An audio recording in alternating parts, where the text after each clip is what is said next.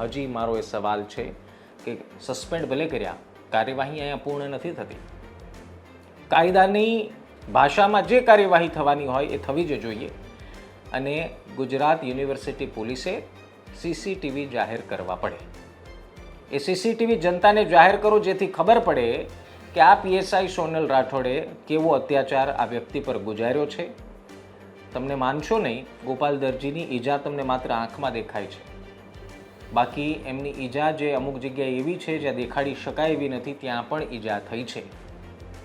કહેવાનો મતલબ એ છે કે રક્ષક ભક્ષક બની જાય તો એમને સજા થવી જોઈએ. સસ્પેન્શન એ માત્ર ન્યાય નથી, સસ્પેન્શન માત્ર ગોપાલ દરજીને મળી ગયેલો ન્યાય નથી, હજુ પણ ન્યાય અધૂરો છે.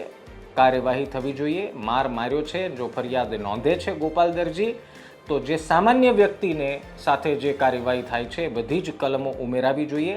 અને ત્યાં સુધી અમે સવાલ પૂછતા રહીશું. ત્યાં સુધી ગોપાલ દરજી જો ઈચ્છશે તો એમની પડખે ઊભા રહીશું. અપડેટ્સ માટે ગુજરાત તક જોતા રહેજો.